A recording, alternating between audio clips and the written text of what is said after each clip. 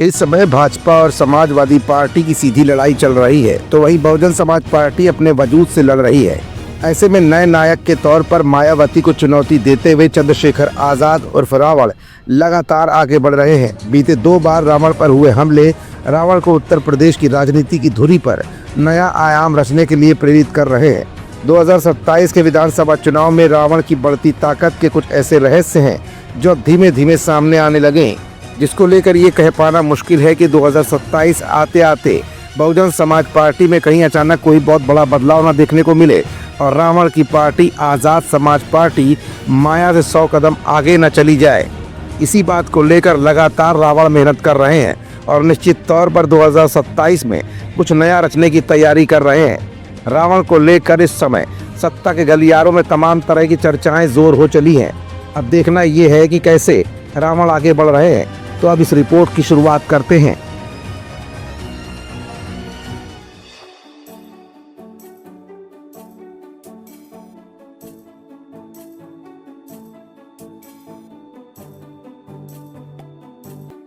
मायावती लड़ाई को आगे नहीं बढ़ा रही है, इसके पीछे क्या कारण है? लोकसभा में बसपा के 0 सीट पर सिमटी, यूपी विधानसभा चुनाव में 1 सीट जीती।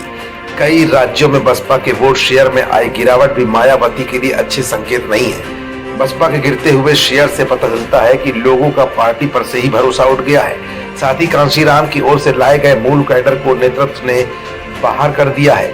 जी हाँ, हम ये बातें अपनी रिपोर्ट में इसलिए कर रहे हैं क्योंकि बीते कई महीनों में बसपा प्रमुख मायावती ने तमाम बड़े फैसले किए हैं। उनमें से एक फैसला था आकाश आनंद को पहले पार्टी का उत्तराधिकारी बनाना और फिर पार्टी के सक्रिय सदस्य पद तक से ही हटा दिया जाना। लेकिन इसके पीछे की कहानी लोकसभा चुनाव 2024 से शुरू हो गई थी।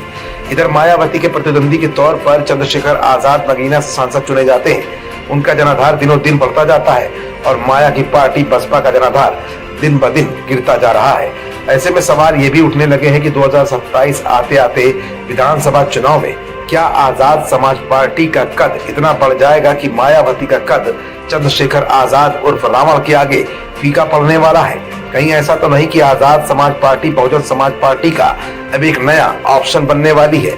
ये कुछ ऐसे सवाल है जिनका जवाब अपनी आज की इस रिपोर्ट में हम आपको दिखाएंगे भी और बताएंगे भी। दरअसल उत्तर प्रदेश की राजनीति में लंबे समय से दलित वोट बैंक को अपने पाले में लाने की कोशिशें होती रही हैं। कांशीराम की अगुवाई में जब बहुजन समाज को प्रतिनिधित्व देने के लिए पार्टी का गठन किया गया था तो दलित समाज का सहज जुड़ा हुआ था।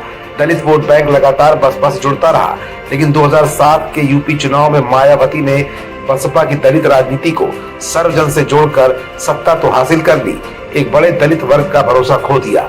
इसका असर लगातार चुनावों में पार्टी के वोट बैंक में गिरावट के तौर पर देखा गया।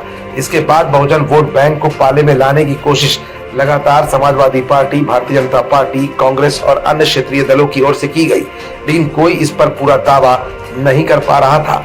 लोकसभा चुनाव 2024 में नगीना लोकसभा सीट से जीत दर्ज करने वाले आजाद समाज पार्टी अध्यक्ष और भीम आर्मी के चीफ चंद्रशेखर आजाद अब इस पर अपना कब्जा जमाने की कोशिशों में जुट गए हैं। उन्होंने बसपा के पतन की बात करते हुए एएसपी यानी आजाद समाज पार्टी की जिम्मेदारी बढ़ने की बात भी अब सार्वजनिक तौर पर कहना शुरू कर दी है। आजाद समाज पार्टी कांशीराम एएसपी के राष्ट्रीय अध्यक्ष चंद्रशेखर आजाद को यूपी और अन्य जगहों पर दलित राजनीति की कमान संभालने वाला बताया जाने लगा है।